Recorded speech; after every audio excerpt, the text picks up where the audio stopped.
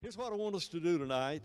I want us to look at the Old Testament chronologically, but it's not going to be in the way that you've always done it. And Ivan, if you'll skip slide number 2, that's just a working slide where I tried to put all of this together for tonight.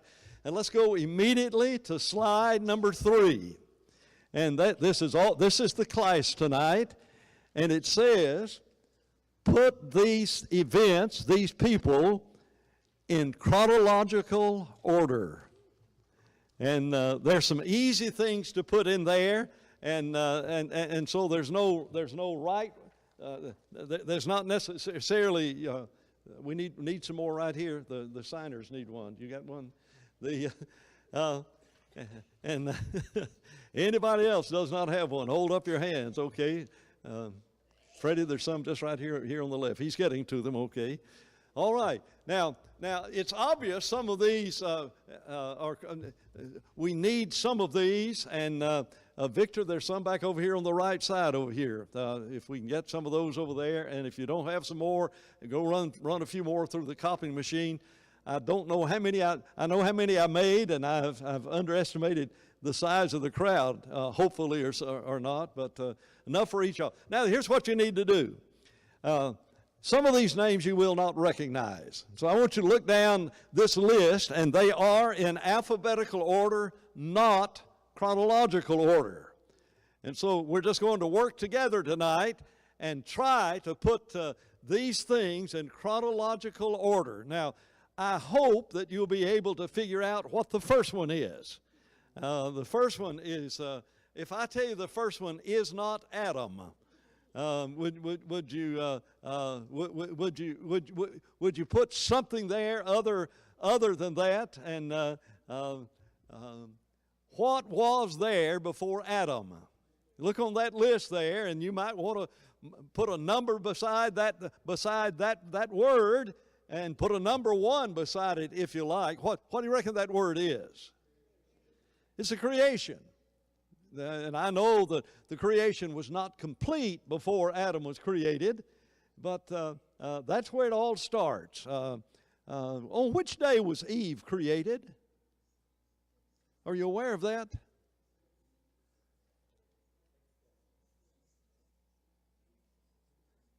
Which day? If you're saying my hearing aids are just not working all that good.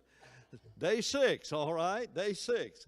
And Eve was created on day 6, and that is really, really good to know that. You know what time of day Adam was created? Do you know, you read the Bible and figure out what time of day Adam was created? Just a little bit before Eve. And so that's that bit of Bible trivia that might help you. My grandfather used to ask me questions like that all the time, and it's helped me remember the Bible. The first time baseball is mentioned in the Bible, Genesis 1:1, in the big inning. And you can thank my grandfather for that bit of trivia and everything. All right. Now then, what would you put next on the list? You've got the creation, and I hope beside number 2 you've got Adam. You got number 2 beside Adam. Now, what would you put next? Just shout it out loud, because my hearing is not all that good. So you'll have to, and it's all right to give a wrong answer. I'll just say, well, if something happened before then. What do you see on there? You what? Job? Nope. Something before Job. You what? Something before Noah. Something before Noah. Look at that list. What is there? No, something before Abraham. If if I do this and this, is that right? I think that's 4,000. Is that 4,000? Okay, 4,000. Somewhere before 4,000 is when the world was created. So you got to look at these years as we come through there. Now then, so we get to Adam. We know about the story of Adam. We know of sin coming into the world. And I do not have all of the things involved in here, and don't even have the right answers down here before me. I hope that we'll be able to figure out what is next. Does anybody know what the next one might be? Oh, it's Noah. All right. So it's not Noah? It is Noah after that. All right, number 3 is Noah. And so you open up the book of Genesis, and so you've got Adam, and then you've got Noah. There are only 6 chapters between Adam and Noah. Now then, what happens next? And Bill Jr., you said it, I think. It's likely where he fits in, and that is where Job fits in. He's not mentioned in the book of Genesis, but trying to figure out when Job lived is real interesting. About how long did folks live between Adam and Noah? About how long? You can't answer it wrong. If you said 3 years, that's a good answer. That's an about number. It's not very about. About how long did they live? They lived 900 years, did they not? The oldest man that ever lived, who was that? Yeah, here's one from my grandfather. Dan, do you know the oldest man that ever lived died before his father did? Do you know that? Henry, did you know that? The oldest man that ever lived died before his father did. That's the kind of thing my grandfather would say, go get your Bible and find it. Well, I know who the oldest man that ever lived. That's Methuselah. Who was his father? His father was Enoch. And Enoch did not die. And so you've got Enoch's not on the list here and everything. But this is how you get Job. This is how you get Job in this picture, and you do it based on the age at which Job perhaps died, because the Bible said after he'd lost all of his possession, that God then blessed him with double possessions again, and he lived another 140 years. And so he fits right in that period of time whenever, after the flood, folks start living a whole lot less because God cursed this earth and everything, even in a way different from the way he had done when they came out of the Garden of Eden. And life expectancy just takes a nosedive. I mean, before the flood comes, they're 130, 140 years of age before they have children. Right after the flood, not long after that, somebody's 35 years of age and has children, because they don't live all of that long. So Job is next. Now, who would you put next? If I tell you it's a well-known name, who would you put? You'd put Abraham. And you've got Abraham, and you're only 12 chapters into the book of Genesis. But chronologically, it's important to see that Old Testament. Sin comes into the world. God shows his judgment against sin in Noah. And then he selects Abraham and says, Abraham, I'm going to make a great nation of you. Who's after? Who on that list do you see that is, well, wait just a minute. There's somebody before that son. If I tell you there's somebody before we did get Noah in there, did we not? I hope we put Noah in there, in that list. But after Abraham, you've got what? Melchizedek. Need something before Melchizedek.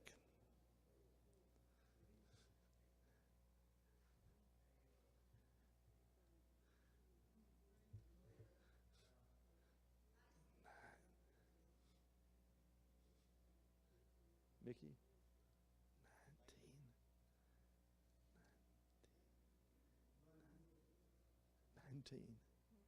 19. I was just trying to sign. Okay. 1921. 1921 is the date of the call of Abraham. And I know that because a teacher at Athens Bible School, Neil, I guess he left before you there, Newton Gribble, said I learned that in 1921. And so I don't know why I remember that date. I just remember that the call of Abraham was about 2000. So we got the creation, a couple of thousand years later, you've got the call of Abraham. And to me, those dates, and I don't have many dates here, by the way, but some of those dates are critical so you get an overview of how things are happening. I mean, you read the first 11 chapters of Genesis, and you cover 2,000 years of Bible history. And you're just not aware of it because God doesn't see fit to tell us all of that. And so you can put 1921. I put Abraham, then I put the call of Abraham when he was told to leave Ur of the Chaldees, 1921. And then somebody said Melchizedek. Who on earth is Melchizedek? He's what? Yes, Jesus is after the lineage. Was a priest like Melchizedek, but he is a priest that pops up in the Old Testament. And Abraham gave his tithe to a priest. Having priests during the patriarchal age runs counter to our concept of the patriarchal age. So we need to modify our understanding of the patriarchal age. But you've got a priest during the time of Abraham, and you've got Abraham giving tithes to this individual. He's only found in 4 verses in the Bible, or in the book of Genesis, found in one other verse in the Old Testament, and you get to the book of Hebrews, and you've got 3 chapters devoted to him. Isn't that remarkable? I mean, here's a character that just pops in there and pops out, and you never would have noticed him at all had it not been for the development of him. Okay, you've got Abraham, you've got Isaac. What do you have next? On that list, what would you put after Abraham, Isaac? That's easy, right? We're in some of the easy parts right now. Abraham, Isaac, and Jacob. We've got Abraham, Isaac, and Jacob. You want to be a Bible student? You need to know Jacob's other name, Israel. And so when you read of the children of Israel going down to the land of Egypt, what does that mean? It means Jacob's children went down to the land of Egypt. Whenever Moses leads the children of Israel out of the land of Egypt, who did he lead out? The children of Jacob. And children meaning great-great-great-great-grandchildren, you know. But there is that aspect of that. All right, now what are you going to have next? After Abraham, Isaac, and Jacob, it's a name that you ought to be pretty well known. You got that? That's Joseph. Joseph, well, yes, you are right about that too. Somebody just said there's another name here that I just forgot. Somebody mentioned it. Who on earth is Laban? You what? I didn't hear what you said. Okay. Okay. All right, let's talk about Laban. Who is Laban? Who on earth is Laban? Any idea who he would be? You remember Jacob having to flee from his brother Esau? And he went over and lived with his uncle, Uncle Laban. He went over to and lived with his uncle Laban. Now, Laban had some beautiful girls. You remember that? You remember the story about Jacob got over there and fell in love with one of them that was really, really beautiful. And I forget what Rachel, I can't remember what her name means. I do remember the big sister. You know what was her name? Leah. You know what the Hebrew word Leah means? What? Cow. If I'm not mistaken, he went over there and tried to get a bride and got a cow. And now before you get upset about that, you got to understand how important and what a treasure it was to have cows in the Old Testament. I mean, it provided all kinds of food and the calves that were born, and it increased the size of your herd. It gave you fresh milk, all of that, and they were really, really important. But if I'm not mistaken, he named her. Leah's name means cow, and the other one is Rachel. How many years did he work to get Rachel? 7 years. He worked 7 years, and what did he get? He got taken. He got taken because he got the wrong wife. And there's stories in the Bible that I find exciting and interesting, and that is Jacob waking up, the morning after the honeymoon started. The honeymoon starts at evening. He wakes up the next morning, and the wrong woman is in his tent. I just find that remarkable. And so Laban had tricked him. And then he says, well, and this is cultural shock. Missionaries, you'll understand what this is. When missionaries talk about cultural shock, here's some cultural shock. in our country, we don't marry the younger daughter first, we marry the older ones. But he said, if you will do what, I'll let you have Rachel. All right, if you'll marry, you've married the older one, but if you'll do what? If you'll work. How many more years? 7 more years. But actually, he got her, I think it's a week later. He got her a week later, and then he owed for her.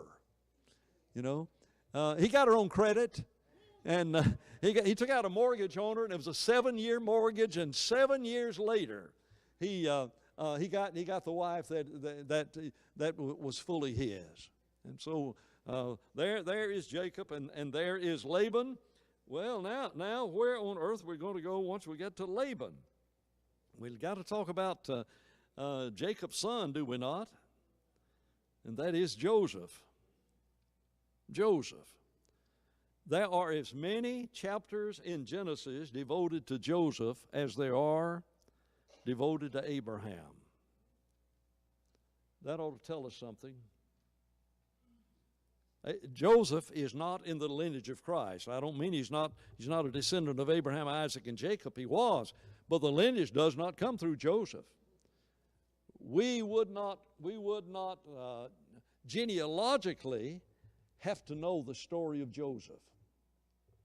The Bible could say, when you get to Genesis chapter 36, and there was famine in the land, and Jacob moved his family down into the land of Egypt, where they resided for a long time and became a great nation. Now let's go to the book of Exodus. And the book of Exodus is when they come out. I mean, you put that verse or something like that at the end of Genesis 36. Why on earth do you have that? Well, it may be so we can see God working providentially. And so Jacob says to his brother, what you meant for evil, God meant it for good. Isn't that amazing? Things that sometimes look like adversity to us, in the long run, turn out to be a blessing to us. Sometimes, we'll have a flat tire or something, and they said at my dad's funeral, he drove a truck. Wasn't a truck driver, but in the business he had trucks, and he said at my dad's funeral, they said Austin looked on every flat tire he had as keeping him from having a wreck farther down the road. That's an interesting concept of life. So when you got a flat tire, thank God. That's a way sometimes of seeing some things. So we said Joseph. Joseph does what? Leads them where? I'm saying, what's the next thing on the list down there? Into Egypt. So they got down into the land of Egypt. Now let's see. They're in Egypt for, the Bible says, that the Exodus came exactly 430 days to the very day from the time that Jacob went down to the land of Egypt, evidently. So that's a long time. Now they become a nation. Who's next on the list? And it's one that if you know who the next one is, you're a pretty good Bible student. Who? Somebody said Amram.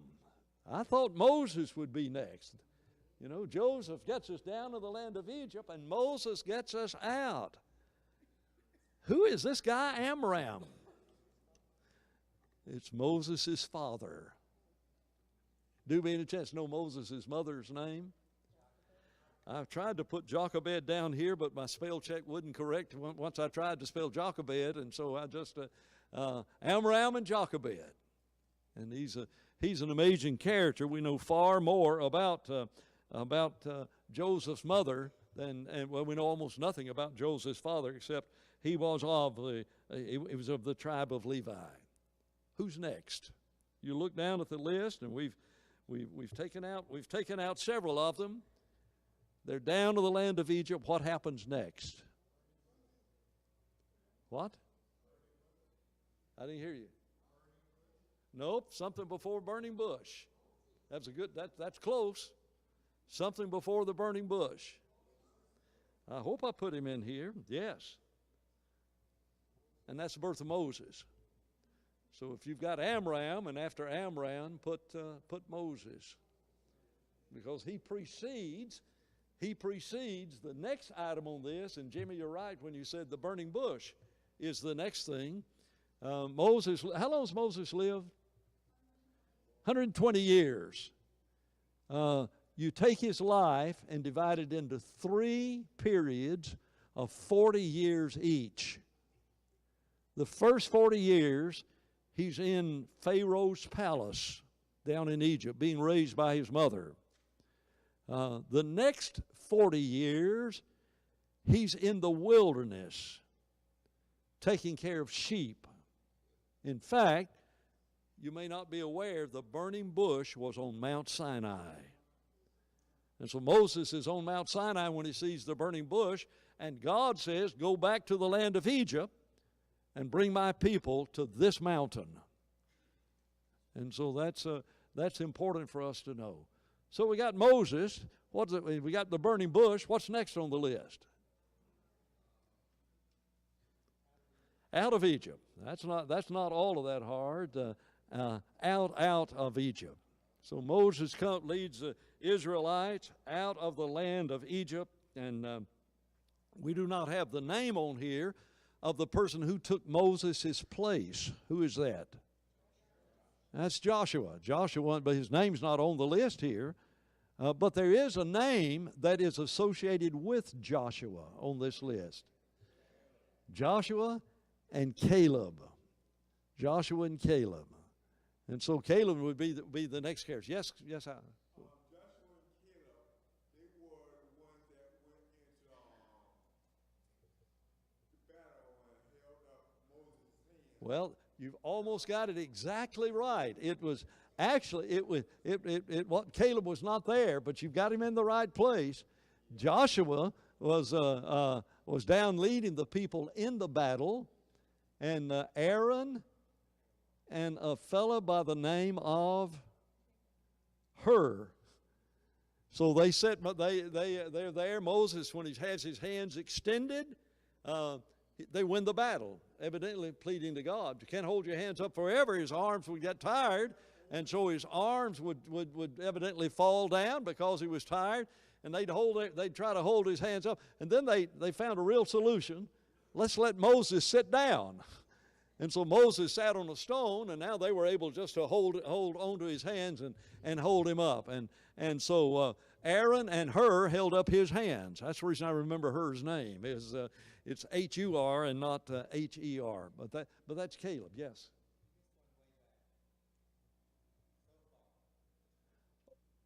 Oh, yes. How about that? And I made a special note, we have left one out. Can you believe that? And Bill found it now, and I'm glad he found it. We're looking at these things from chronologically. They're laid out, alphabetically from A to Z. And if you look all the way over to Z, there's Zophar. There's Zophar. Who's that? That's one of Job's friends. And one of the reasons I put these unknown characters in here is to, if we just put well-known names, we would not have learned anything. But you put Zophar in there, and so you've got one of Job's friends. So go back and put, I don't know what is Job number 3 or 4. Make Zophar 3A or 4A or whatever number you wanted to do to get him back over there. Thank you very much, Bill, for finding that. So Caleb is the one who allows them to, when they spy out the land, and Caleb goes into the promised land. Joshua's not on here, but when they get into the promised land, they're ruled by a group of judges. You got to have some kind of government. That's the way I try to remember it. And the kind of government they had, it was a theocracy, but they had to have a civil court. They had to have a judicial system to figure out what the law of Moses meant, like we've got a Supreme Court. And so God appointed judges in relationship to that. So you see any of the judges there? Ehud. Have I left another one out? Who?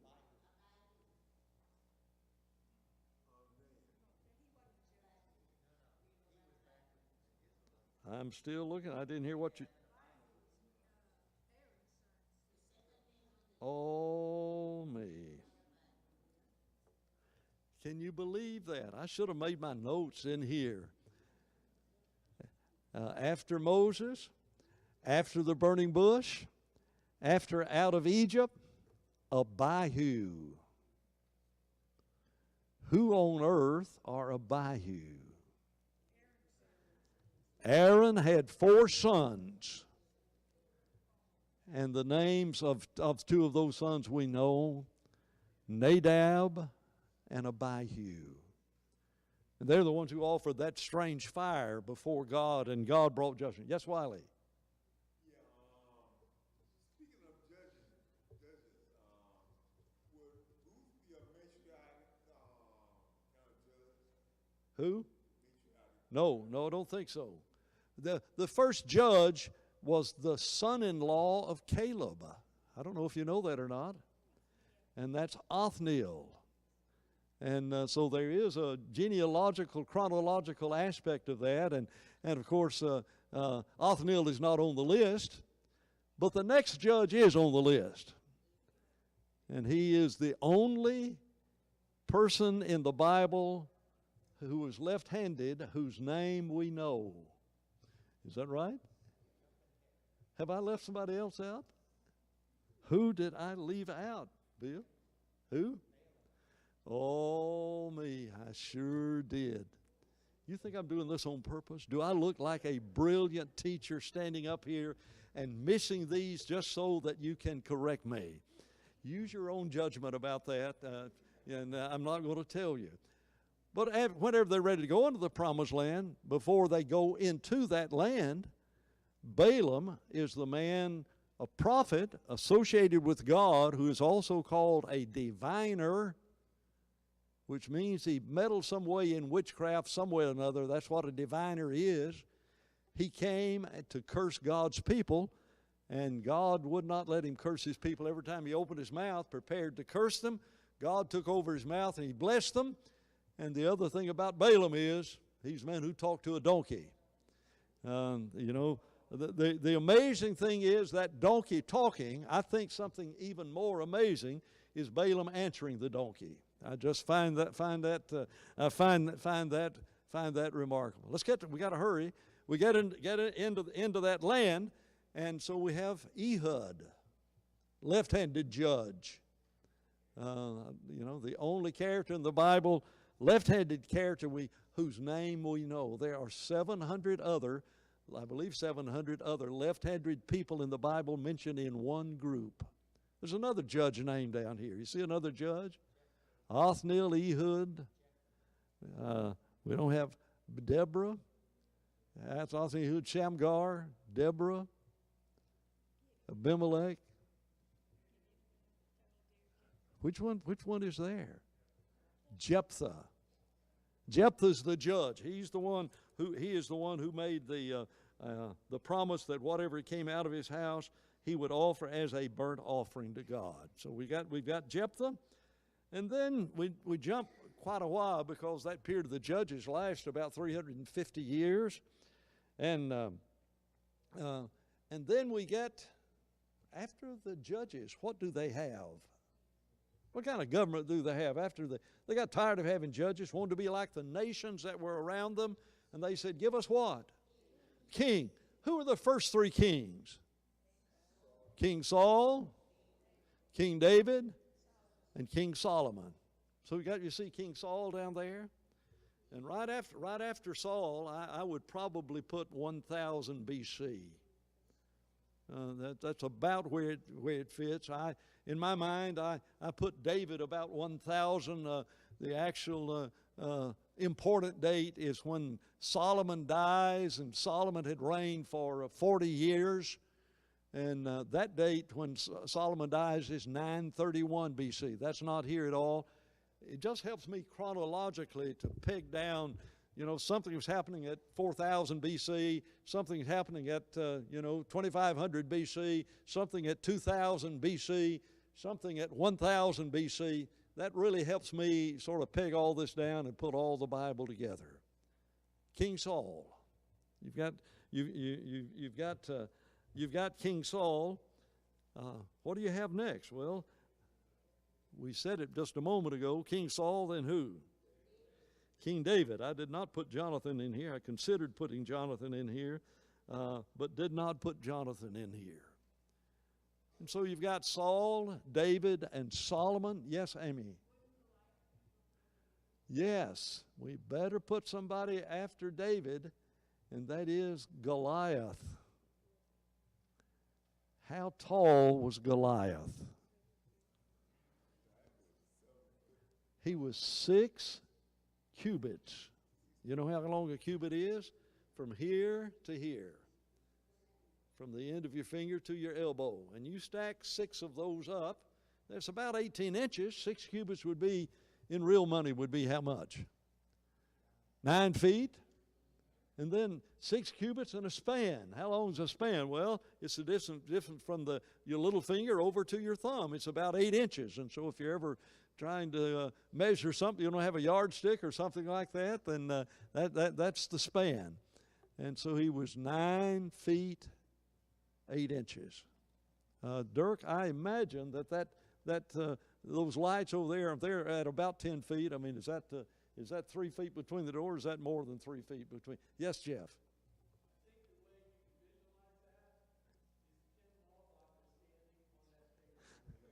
That's right. I did this once for Tim. Tim's not here tonight.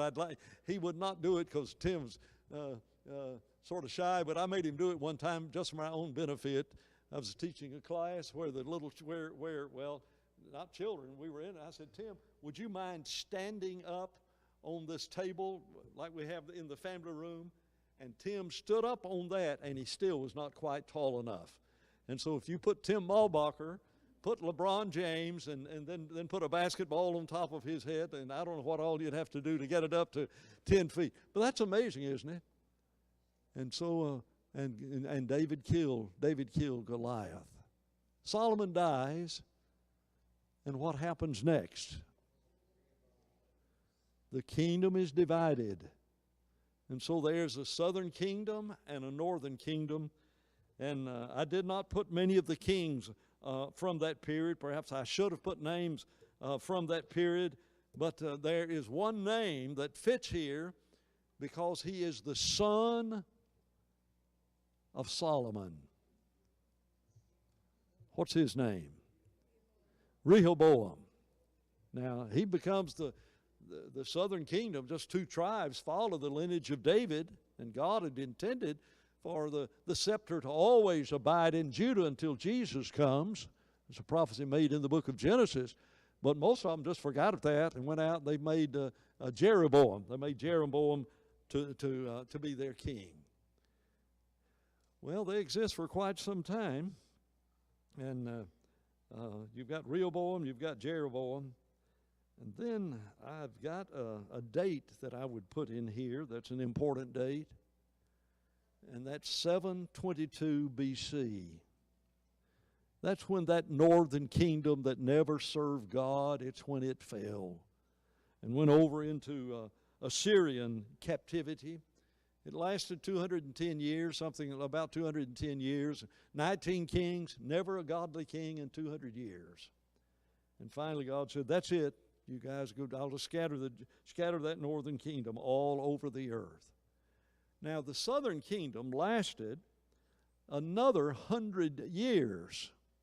So you've got to get from 931, when the division came, to about 606 BC. It's really, that's 330 years from the time of Solomon's death. And something happens to that southern kingdom. They went where? Into Babylon. So the next thing on this list is they went down to the land of Babylon. Traveled down in the land of Babylon. And but before they get into the land of Babylon, I've got 722, and then going down into Babylon. In that first group of individuals that went into Babylon, there are 4 young men that go into Babylon. We know Daniel, Shadrach, Meshach, and Abednego. Abednego. And so you see Meshach there. He's there. Is that the first bill? I hope that's okay. And so now we're in Babylon. Now we got to if you go into Babylon, we got to get them out of Babylon. And so there are two names on this list that are here that are associated with coming out of Babylon. And so in my mind, I would put out of Babylon before the first name. You see the name there of an individual who led them out of Babylon? Ezra. And then after him is Nehemiah. Ezra and Nehemiah lived at about the same time, and both of them are involved in the coming out of Babylon. Where did we put what? Nebuchadnezzar is, yes, when they go into Babylon, and so you'd put that with right before Meshach, I guess, is where I would put Nebuchadnezzar. And thank you for showing me that. And the date of the return from Babylon is 535. I don't know if that helps you at all in anything. Is that it? I think we've put all the things that are on the list. I hope we've put them there, and that's. I love studying the Bible in different ways, and that's one of the ways I enjoy doing it. Just put a timeline down and just stretch it across there and do that sort of thing. You can study the Bible geographically. If you like geography, that's a great way to study the Bible. Let's bow together for a final prayer, and men.